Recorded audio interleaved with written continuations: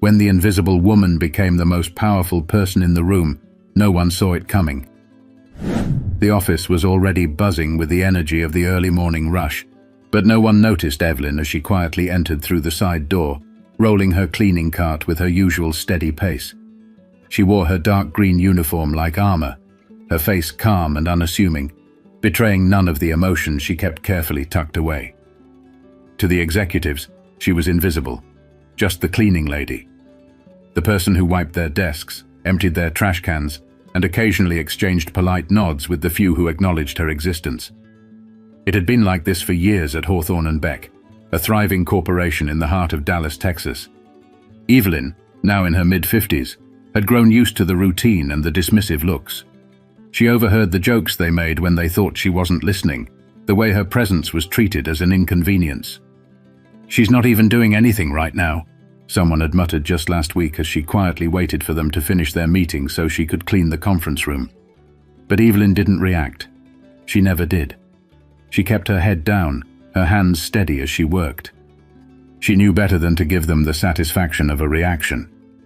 What they didn't know, what no one in that office knew, was that Evelyn had a secret so powerful it could turn the entire building on its head. But Evelyn wasn't impulsive. She believed in patience, in watching, in waiting.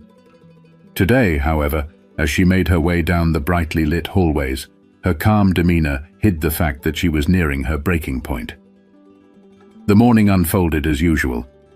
Evelyn polished the glass doors to perfection, vacuumed the thick carpet in the lobby, and organized the cluttered desks of those who never thought twice about leaving piles of paperwork behind. She worked diligently, even as conversations about big deals and promotions floated through the air. One conversation, though, caught her attention. She wasn't trying to eavesdrop, it wasn't her nature, but the voices were loud and impossible to ignore. "The shareholders' meeting is next week," one executive said. His tone was smug, bordering on arrogant. "And we've got nothing to worry about. The board loves the numbers, and the CEO's untouchable. No one in their right mind would challenge him." Evelyn paused for just a moment, gripping the handle of her cart tighter. She knew what they didn't. They had no idea how wrong they were. But Evelyn didn't let her thoughts linger for long. There was still work to do, and she had to be ready for what was coming. Hawthorne & Beck prided itself on its sleek, modern image. Its headquarters, a towering glass building in the middle of Dallas, was often featured in business magazines as a symbol of corporate success. Inside, however, the reality was far less glamorous. The culture was ruthless, and the higher you climbed, the less you seemed to care about anyone below you. Evelyn had spent nearly a decade in those hallways, quietly observing. She saw the promotions handed out to the loudest voices, not the most qualified workers. She saw the whispered deals behind closed doors, the way people covered up mistakes by pinning blame on those with no power to defend themselves. And then there was the CEO, Alan Greaves, a man who exuded authority and arrogance in equal measure. Alan was the kind of leader who commanded respect through fear. His voice boomed in meetings, his sharp comments silencing even the boldest executives. To him, success was all that mattered, and people were tools to be used.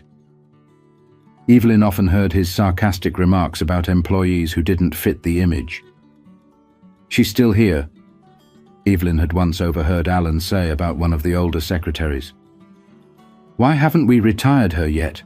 It's not like she's adding value." It wasn't just the comments. The company was rife with unethical practices that were swept under the rug. Bonuses were quietly cut for the lower-level staff, even as the leadership team celebrated record-breaking profits. Evelyn heard about inflated expense reports, shady client dealings, and even the quiet firing of a whistleblower who dared to speak up. The cleaning staff, Evelyn included, bore the brunt of the culture. She'd seen her co-workers brought to tears after being scolded for leaving a speck of dust behind. She'd seen their paychecks stagnate, even as the workload increased. And, of course, there was the constant dismissal of their humanity. The way people avoided eye contact, spoke down to them, or treated them as if they were part of the furniture. One incident still burned in Evelyn's memory. A young intern had accidentally spilled coffee on the marble floor near Alan's office. The intern froze, clearly terrified, as Alan rounded the corner. "Are you kidding me?" Alan snapped. His eyes darted to Evelyn, who had just walked by with her mop and bucket. "Clean this up," he barked at her, as if she were at fault. She didn't say a word. She didn't need to. The intern apologized profusely, but Alan waved him off with a dismissive hand. To him, people like Evelyn and the intern were nothing more than background noise. These moments had piled up over the years, each one like a stone added to a growing mountain. Evelyn's patience was impressive, but she wasn't immune to the weight of it all. She felt the sting of disrespect, the exhaustion of being invisible. But Evelyn had never been the type to crumble. She let those moments fuel her resolve, storing them away like ammunition for the day she would need them. The employees around her might not have noticed her silence, but it spoke volumes. Evelyn was always watching, always listening. And the more she saw, the more she realized that the company's success came at the expense of its humanity. But Evelyn wasn't just taking notes, she was quietly planning, and soon the pieces would start to fall into place. For years, Evelyn had kept her secret tightly guarded, not out of fear, but out of strategy. She wasn't just a cleaning lady, she was the largest shareholder in Hawthorne and Beck, a title she had inherited after the unexpected passing of her late husband, Martin. Martin had been a quiet investor in the company's early days, accumulating shares when no one believed in its potential.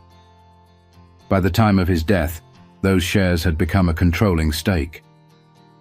At first, Evelyn didn't know what to do with this unexpected power. She wasn't a corporate strategist or a boardroom regular. She was just Evelyn, a woman who had raised 2 kids, fought her way through life's challenges, and found solace in routine. But over time, as she continued her quiet work within the company, she realized the value of her position. Being invisible gave her an advantage. She could observe without being noticed, listen without raising suspicion, and learn everything she needed to know about the people who thought they ran the company. The moment that pushed her over the edge came during a routine evening shift. Evelyn had just finished wiping down the executive lounge when she overheard 2 senior managers laughing over drinks. They were talking about layoffs, joking about how easy it was to cut dead weight without anyone caring. "Some of these people act like their jobs matter," one of them said with a laugh. "They don't realize how replaceable they are." Evelyn stood frozen behind the door, her hand gripping the cleaning cloth. These weren't just numbers on a spreadsheet. These were real people, people with families, bills, and dreams. And yet, to these men, they were nothing more than expendable assets. That night, Evelyn sat at her small kitchen table with a cup of tea and a notepad. She started writing, not sure where it would lead, but knowing she couldn't stay silent anymore. She listed the unethical practices she had witnessed, the people who had been mistreated, and the moments that had stuck with her over the years. By the time the sun rose, she had outlined a plan that would change everything. Her first step was to dig deeper. Evelyn used her access to the building to gather information most people wouldn't think twice about. She took mental notes on conversations, paid attention to schedules, and even discreetly glanced at documents left on desks. She wasn't stealing or snooping. She was simply putting the pieces together, assembling a picture of the company's inner workings. The second step was to call in reinforcements. Evelyn had a few trusted allies outside the company, friends who were lawyers, financial analysts, and former employees who had left on bad terms. She shared what she knew and asked for their advice. Slowly, they helped her craft a strategy that would not only expose the toxic culture, but also secure the company's future. The final step was the hardest. Evelyn knew that confronting the CEO and the board would require more than just evidence. It would require courage, composure, and a deep belief in her own worth. She practiced her speech in front of the mirror, her voice steady but firm. She knew this wasn't just about her. It was about everyone who had ever been dismissed, underestimated, or treated as less than. The shareholders' meeting was less than a week away, and Evelyn was ready. She wasn't just walking into that room as a cleaning lady. She was walking in as someone who held the future of the company in her hands. But as the day approached, Evelyn couldn't help but feel the weight of what she was about to do. It wasn't just a confrontation, it was a reckoning. The day of the shareholders' meeting arrived with an air of confidence radiating through the building. Executives strutted through the hallways, their chatter filled with optimism about another year of record profits. None of them noticed Evelyn pushing her cleaning cart toward the top-floor conference room, her face calm and unreadable as always. The boardroom was a stark contrast to the rest of the office. Its long, polished table gleamed under soft lighting, and the floor-to-ceiling windows offered a view of the Dallas skyline. Around the table sat the company's most powerful figures, including Alan Greaves at the head, his posture commanding, his smirk exuding arrogance. Evelyn entered quietly, as she always did, placing a pitcher of water on the side table. No one looked at her. To them, she was just part of the backdrop. But this time, Evelyn didn't leave. "Excuse me," she said, her voice cutting through the room like a blade. Heads turned, confused and slightly annoyed. Alan barely glanced at her. "We're in the middle of something," he said dismissively. "I know," Evelyn replied, her tone steady but firm. "That's why I'm here." Alan leaned back in his chair, a condescending smile spreading across his face. "Unless you're here to clean up after us, I suggest you leave." Evelyn didn't flinch. Instead, she stepped forward, pulling a folder from her cart and placing it on the table. The logo of Hawthorne and Beck was emblazoned on the front, along with the words, "Shareholders Report." The room fell silent. Alan's smirk faltered as Evelyn began to speak. "For years, I've watched this company thrive on the backs of people you refuse to see," she said, her voice unwavering. "I've watched employees mistreated, ethical lines crossed, and profits prioritized over humanity. And I've stayed quiet, until now." Murmurs erupted around the table. One of the board members leaned forward, squinting at the folder. "What is this?" "This," Evelyn said, opening the folder, "is proof. Proof of the unethical practices, the mismanagement, and the outright disregard for the people who make this company run." Alan's voice boomed across the room. "Who do you think you are, coming in here and making accusations? You're a cleaning lady." Evelyn met his glare with a calmness that shook the room. "No, Mr. Greaves. I'm the majority shareholder of Hawthorne and Beck, and today I'm firing you." The shock rippled through the room like a thunderclap. Alan's face turned pale, his confident demeanor crumbling as the words sank in. "You're joking," he said, his voice trembling slightly. Evelyn didn't blink. "No, Mr. Greaves, I'm not." She turned to the board members, her gaze sharp. "I've spent years gathering evidence, and it's all here. The inflated expense reports, the unethical layoffs, the harassment complaints you've buried.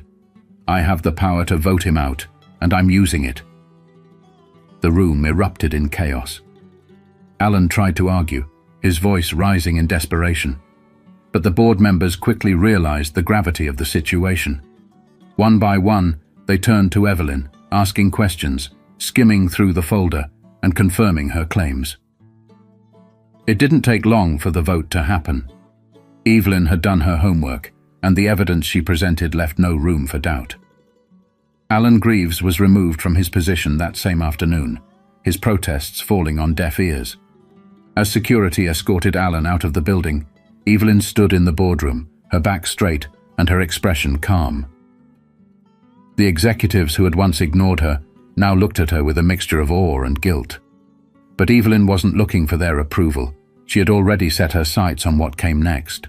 The news of Alan Greaves's dismissal spread through the company like wildfire. By the next morning, the entire office was abuzz with disbelief and speculation. How could the cleaning lady, quiet, unassuming Evelyn, have been the majority shareholder all along? Whispers filled the break rooms and hallways. But this time, they weren't dismissive.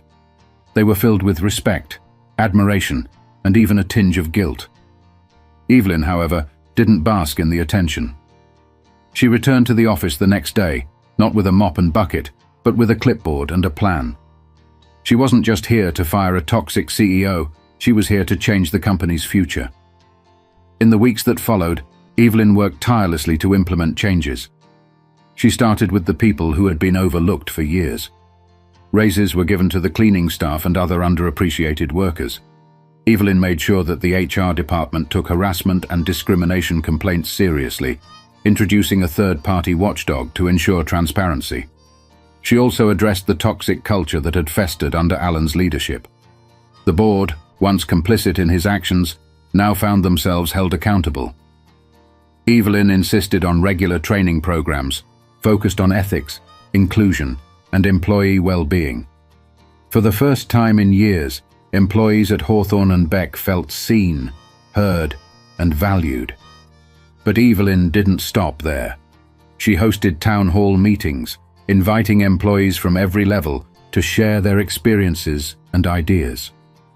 She listened carefully, taking notes, and ensuring that everyone had a voice in shaping the company's future. One afternoon, as Evelyn was walking through the office, she was stopped by a young intern, the same one who had spilled coffee near Alan's office all those months ago. "Thank you," he said, his voice sincere, "for everything. You've changed this place." Evelyn smiled warmly. "No, we've changed this place. Together." Outside the building, the Dallas skyline glittered in the late afternoon sun. Evelyn stood for a moment, looking up at the towering glass structure she had once entered unnoticed. It had been a long road, but she had done what many thought was impossible. This wasn't just about firing a CEO or exposing corruption. It was about showing that no matter how invisible someone might feel, they can hold the power to create meaningful change. Evelyn had proven that resilience, patience, and integrity could triumph over arrogance and greed. She took a deep breath, feeling a sense of peace she hadn't felt in years. And then she walked away, not to fade into the background, but to embrace a new chapter in her life. Life often underestimates the quiet strength of those who observe, endure, and act when the time is right. Evelyn's story reminds us that the most unexpected people can become the catalysts for profound change. If you found her journey inspiring, don't forget to like, share, and subscribe for more stories that prove the power of resilience and justice.